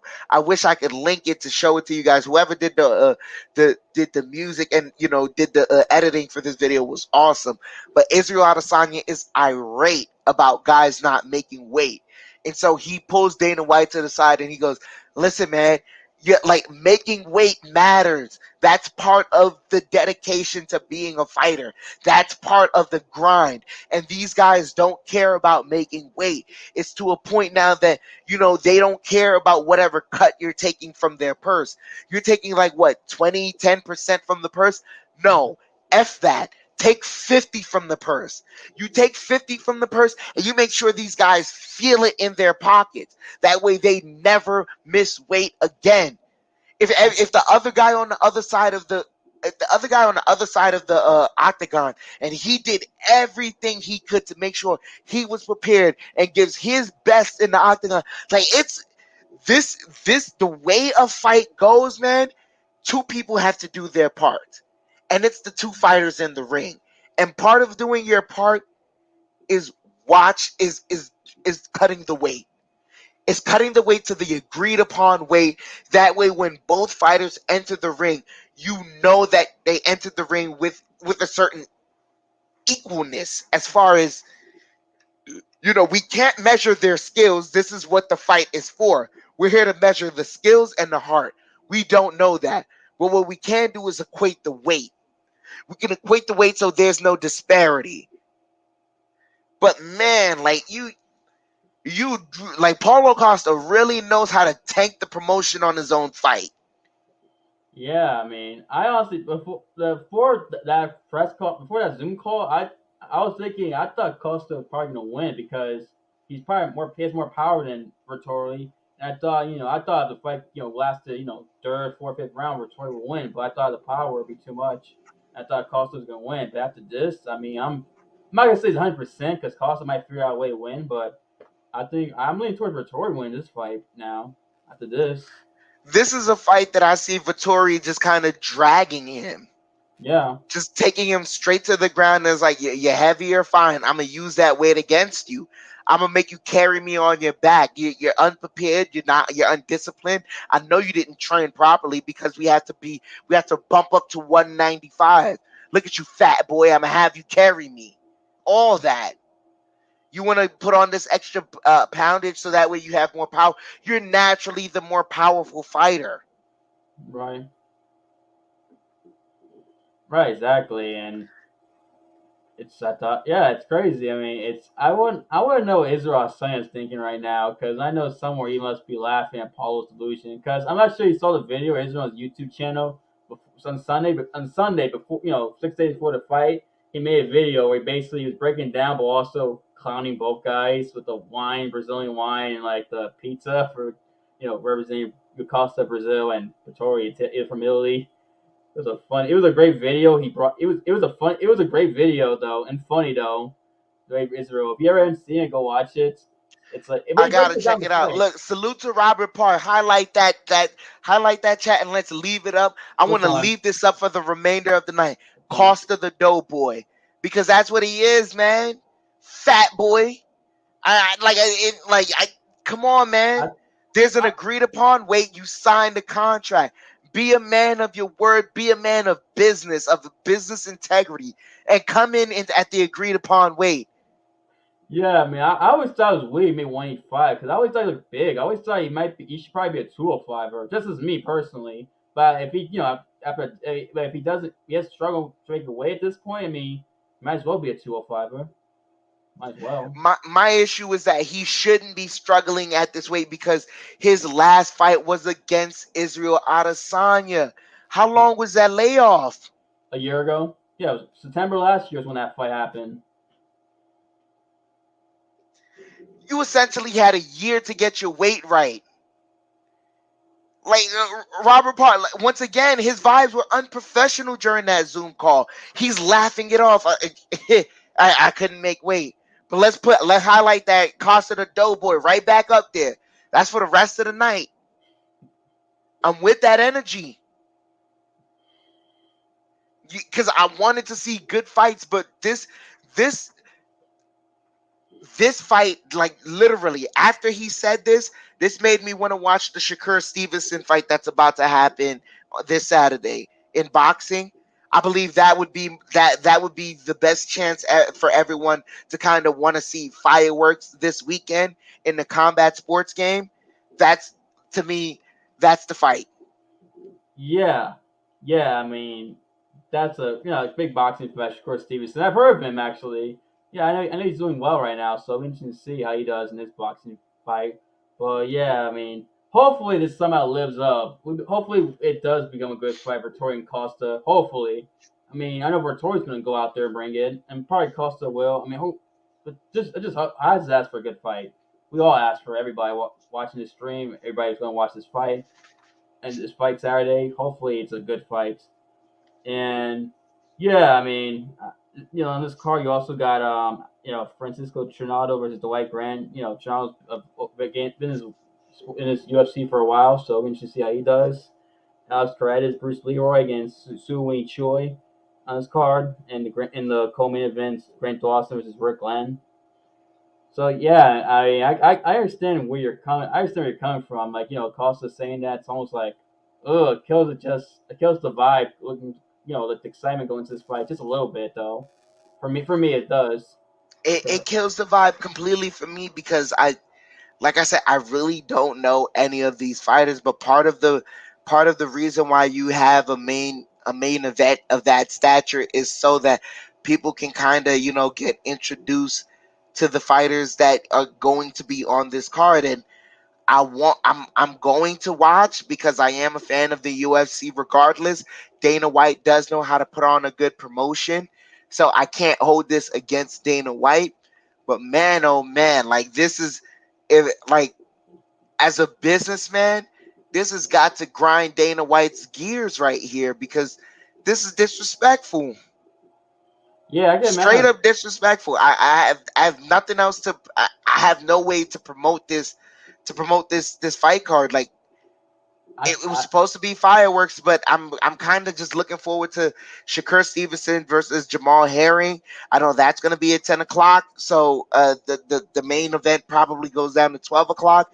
I know I got to work in the morning. I'll try and separate some time to just at least watch some of it, then get some sleep. But I'm gonna watch it, but I don't have any way the same way you didn't have any way of promoting the fight for the fight for Aspen Ladd versus Dumont. Like I was ready to get into this. I can't because this guy is just so unprofessional.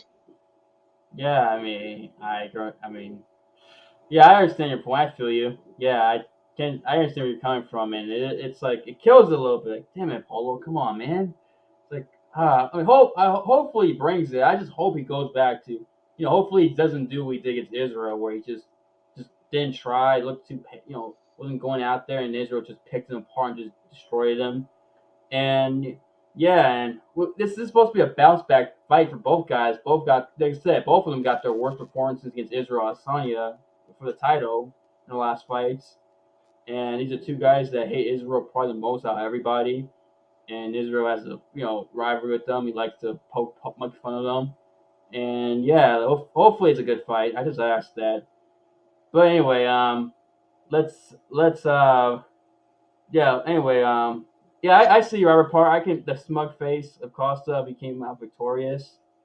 He possibly. But see, like, and right back to the Doughboy. I thank you for the Doughboy comment. I can imagine his smug face too, but it'll go right back to asking the question, man. Were you this victorious because you were more comfortable at a higher weight? Because you naturally look like you should carry more weight than the division allows. It looks like on fight night you come in way higher than 185. It looks like Israel Adesanya is a natural middleweight. He looks like the natural middleweight. Marvin Vettori looks like he kind of cuts a little to get to the weight, but he's kind of closer to the natural middleweight size. But this guy, man, if I don't want to see that smug face after you win. At the end of the day, you're a loser. And that's what I want to wrap it up with. Paulo Costa, you fat doughboy loser. Come in next time at the agreed upon contract weight. Because you like, that's disrespectful. That's disrespectful to the fans. That's disrespectful to Dana White. That's disrespectful to Marvin Vettori. Yeah, I mean, I mean, I guess Israel is right that Paul's got a lot of yes men. Maybe they need to steer his yes men because Israel said in that video he did break down this fight that during the press conference a week of his fight at Paulo that it seemed like he has a lot of yes men around him and things like that. And it seemed like basically that was like one of his problems with Paulo is that. But yeah, I mean, it seems like maybe it's the case. Israel was right again. Israel knew what he was talking about. But yeah, I guess we'll just leave it there, and we'll see what happens Saturday night or Saturday afternoon because this is a 4 o'clock time starts. Saturday afternoon, 4 o'clock. This event starts. Next Saturday, Saturday afternoon. I think my screen's frozen. Hang on. Let me just. Okay. Yeah. Saturday. Start time. Now, there's also another big time MMA event going on around at 3 o'clock Saturday afternoon, Showtime. Bellator 269. However, in this case, they're in Moscow, Russia, in a stadium, I believe, in like a stadium too. So it's gonna be like a stadium show. There, going back on the screen, not frozen. Right, and this fight is headlined by Fedor Milanko versus Timothy Johnson. Now, this is for the people of Russia, this is like a mega card because Fedor is a legend, not just in MMA, but especially in Russia. He's like really like beloved over there. Like he does stadium show. Like he fought Jeff Seung back in 2011, 2012. In a small promotion, and he had to do like a big show, like I think a stadium show, like a small stadium show. But you get what I mean, though. That's how big he Yeah. is in Russia. And like Fedor, I mean, when you think of Russian MMA, Fedor and Khabib are usually the two guys you bring up when I say Russian MMA. And Fedor, for those of you younger MMA fans, you probably don't get the appeal of Fedor. Fedor, if you've watched Fedor's career like I have, like I said, I got MMA 2013, but I went back and watched those pride fights of Fedor. Again, he fought Randleman and Coleman and Mirko Kroka and Mark Hunt and beat all of them. And Toro Nogueira, Minotauro Nogueira, and things like that. And Fedor is like the greatest heavyweight in MMA history. I know Stipe has, people might say Stipe, but I still think Stipe has, he's close, but Stipe's got a little more. Fedor, for 10 years, from 10 years was undefeated basically. I know he's had one loss, but it was a BS loss. It was due to a cut from an elbow. It really wasn't a true loss.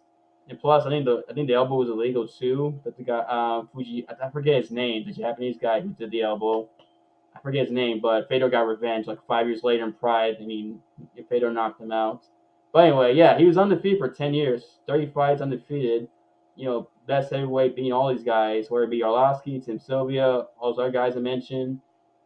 He won a fight getting slammed on his head. You've seen that clip, right, Dan, where Fedor gets slammed by Randleman, and then 30 seconds later he somehow makes Randleman tap, which is just crazy, unbelievable. And just Fedor, Fedor. I mean, if you think about it, Fedor's success, has made it easier for Russian fighters to get into big time MMA promotions. I'm not saying they're all directly tied to Fedor, but Fedor's success made it easier for guys from Dagestan, like Khabib and them, to get into UFC, and guys like Peter Yan from Siberia and other fighters from Moscow. And now you have Fedor's protege and Vadim Nemkov, who's the Bellator lightweight champion. Now he's doing success. And there's, I think, another one of his proteges, I believe it's Antonio Tokov or Minikov. One of them's his protege also, who's on this card too. So Fedor is like Vitaly Minikov. Vitaly Minikov. Thank you very much. And Minikov, yeah, who I think I forget, one of them is Fedor's protege. I forget which one, but now he's Fedor, his legacy and his spreading to his students now. And I just want to do a brief preview of Fedor because a lot of people, they hear the name, they don't always get the mystique about him, why he's so high regard. And it's a point that we mentioned that, especially since Fedor mentioned this could be potentially his last fight, potentially, of a legendary career. And, it may not be, but you never know because he is 45 and still dominating these fights all these years later. Well, not dominating, excuse me, competing all these years later and winning fights. I mean, his last fight was a victory over Rampage in Japan in late December 2019. And so this is going to be interesting. Fedor going against Timothy Johnson, which a lot of people said this is probably a bad matchup for Fedor. They don't know why Fedor took this fight, considering Timothy Johnson is a lot, it is a lot, has a lot of power and is also, better cardio than, this point. And it looks like it might be a go wrong for Fedor. But one thing about Fedor, for those of you who don't know, he always likes to take tough fights. He's never been a guy that takes easy, like, like, especially when it comes to big events, he likes the tougher fights. He always like going against guys, who can give him challenges in these big fights. And this is a big card for him because obviously he's main eventing his home country in a stadium. And I'm interested to see, can Fedor have that last magic, or is Timothy Johnson basically going to, be the younger fighter, the more guy in his prime? Is he going to go out there and just take care of the legend Fedor? So that's definitely, is our legends, it's going to have one, another great moment, maybe his last great moment, or it's going to be like a lot of legends. It's back to the canvas, or it's by to the canvas. Most definitely. I agree with you there completely. I have nothing to add to that other than I am looking at the card, and one of the names that I'm interested in watching is Usman Nurmagomedov. Yes. I saw his I don't remember which his opponent was, but I did definitely see him fight on Bellator last, if it wasn't this year, earlier this year, then last year. It was you talking about the one, the Agent McKee Pitbull card? Yes. Yes, that one. Yeah, we get the knee to the gut. Yeah. And so I definitely remember him. He's definitely a Nurmagomedov with that pressure and that wrestling ability, but also I think like his striking is something to see, and so I'm definitely interested in seeing him fight. So that's a name I'm paying attention to on the card, and that's gonna get me. That's gonna keep me interested. I'm definitely looking forward to this card. Me too, especially Usman, who's looked great in his two Bellator fights. He's looked very. It looks like the guy is probably in a couple of years going to be the light heavyweight. I mean, not heavyweight. Excuse me, the lightweight champion in Bellator. He looks like he's going to be, continuing his cousin Habib's footsteps in terms of being dominant, undefeated. Because as he is right now, he's 13-0.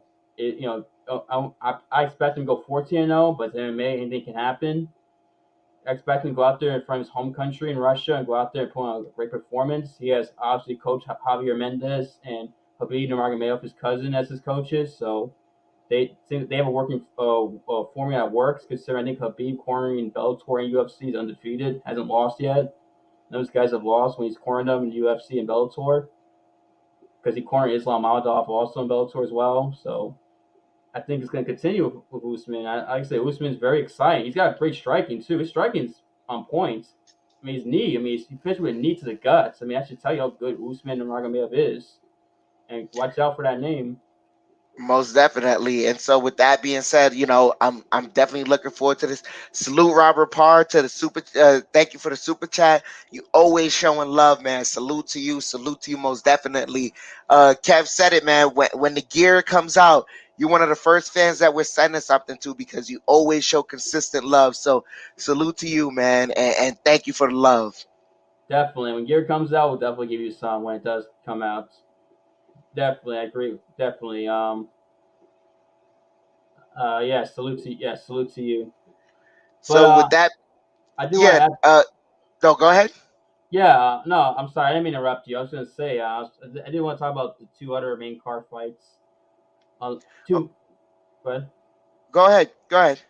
Sorry about that, guys. Vitaly Minikov versus Saiz Samana. Vitaly Minikov is 22-1. He was the former Bellator heavyweight champion, and he has one loss. Granted, it was to Czech Congo. Some people might go, some people might scoff at that, but the thing with that fight is I didn't realize it until later on that he was on antibiotics in that fight because he had an infection, and I've heard stories that if you take antibiotics, it drains your energy dramatically, especially fighting. Like, it's like the worst thing to do. We have to take it because it makes you just have no energy. and basically that kind of like cost him in that fight with Chet Congo.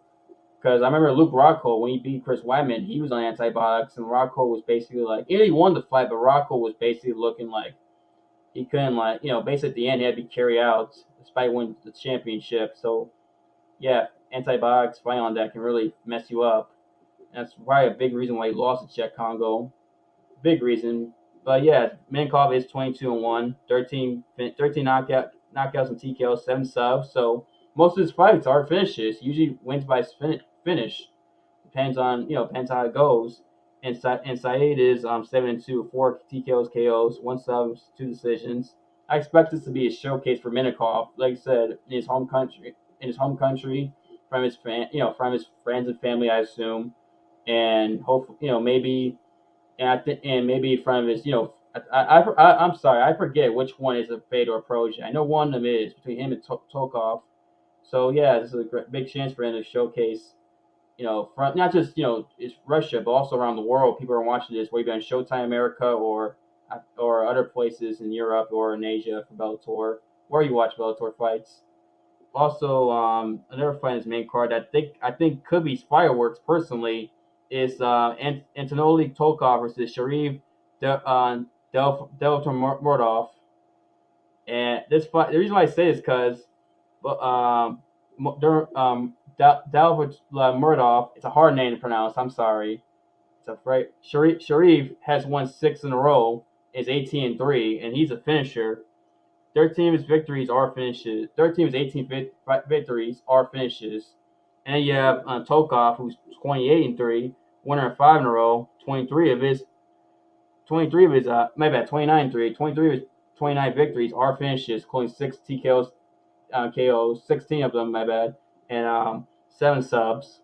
So these guys bring action. They finish their opponent. So somebody's probably get finished in this fight. And they're both Russian too, so they both want to go out and showcase themselves in front of their home country. This big Russia card, so I think that could be fireworks. Personally, that fight particularly. So it's looking like the whole card is set up to be complete fireworks because everyone is in their hometown and they don't want to embarrass themselves. Right, and also if you're Timothy Johnson, you want to go out there and being a fledgling like Fedor is like the highest honor. It's a high honor you can get. I mean that more people be aware of him if he beat Fedor, and also get a chance to play spoiler in Russia. I mean that's something that can be a big motivating factor for Timothy Johnson. Most definitely. So with that being said, I encourage everyone to watch the fight. I'm most definitely watching that fight. That card comes on at the same time as the Shakur Stevenson versus Jamal Herring boxing matchup. So I might be doing the double duty of watching those 2 fights as well. No, this fight is at 3 o'clock in the afternoon because they're in Oh, Moscow. 3 o'clock in the afternoon. Oh, 12 o'clock in Moscow. Okay, so yeah, hopefully I get home just in time enough to watch this. Then I'll watch the UFC. Then I'll get right into boxing. So yeah, epic Saturday night for combat sports. Yeah, definitely. And also, I do want to shout out Darina Mazdiuk. The reason I say that because this woman fought a man in an exhibition fight. I think the guy was like 400 pounds too, and she beat him. And so I want to give her a shout. She's fighting this card, which is kind of like crazy as well. There should be a man that big in an exhibition fight. But yeah, definitely a great night for combat. You said who? What is her name again? Darina Mazda. Mazdic. Okay, because I saw that clip and I couldn't believe it at first, but I had to. I know what clip you're talking about. Yeah, she's fighting this card. She's also Russian as well. I mean, if you're that guy, I mean, what the f? Seriously, that's. I mean, yeah. I mean, unless she becomes the next great female fighter, then we'll see. Who knows? But still. Until then, man, I hope that guy is recuperating well.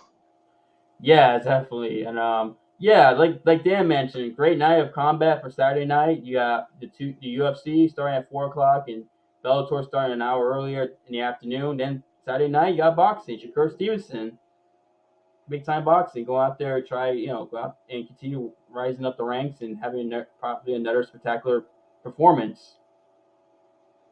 Most definitely. So with that being said, we're getting ready to sign off on the show. I just want to say I hope everyone joins. I hope everyone enjoys this Saturday night. I know Paulo Costa. He didn't sell the fight as what we wanted for UFC, but there are other events.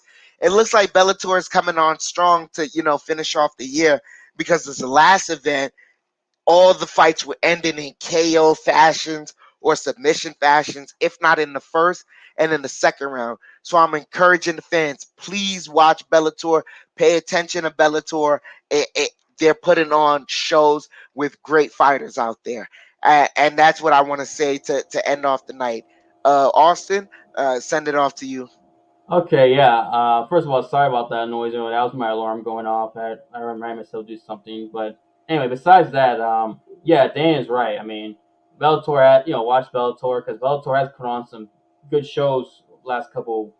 This past year they've really ever since they got on Showtime. I feel like the quality of fighters and fights have gone up dramatically. It seems like ever since they went to Showtime, and they've had some great moments, and these guys are bringing it. Especially last fight had a lot of KOs and TKOs and submissions in the first and second round, especially.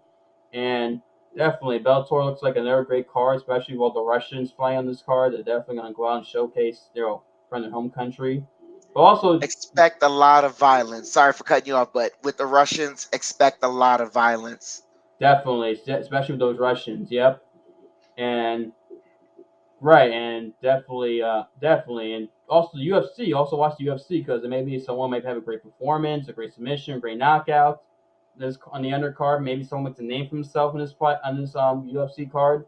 Also, I mean, hopefully Paulo Costa and Vettori fight can be good. Hopefully it's fireworks. Hopefully we're looking and go, man, that was enjoyable. We'll see Saturday night. We'll see. I mean Saturday afternoon, but we'll see definitely.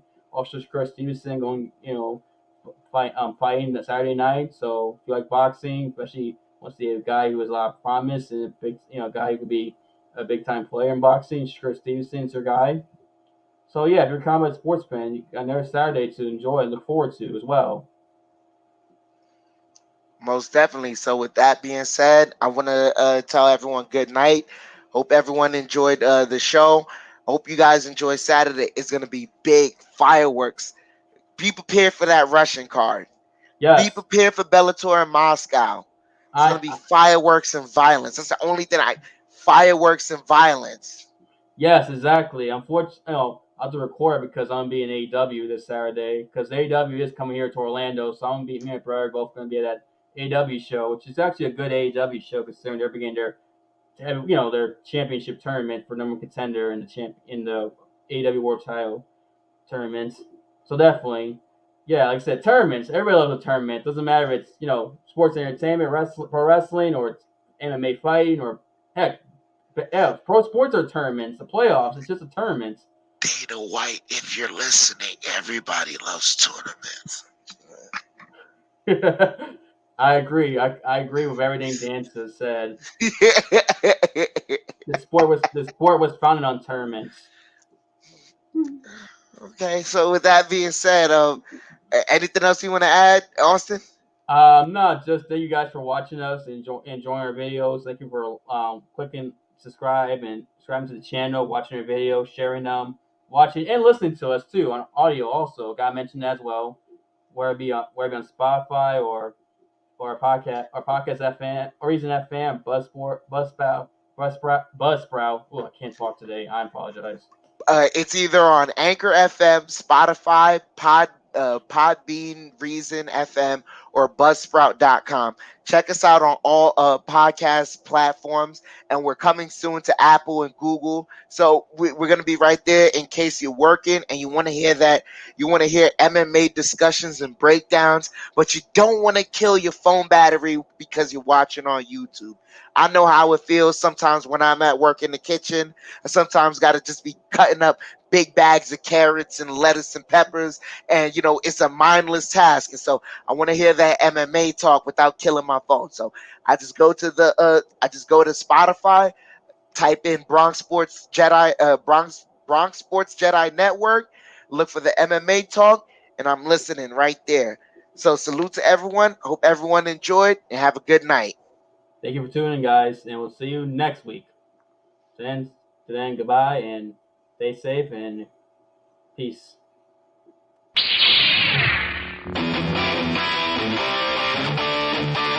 Ladies and gentlemen, we are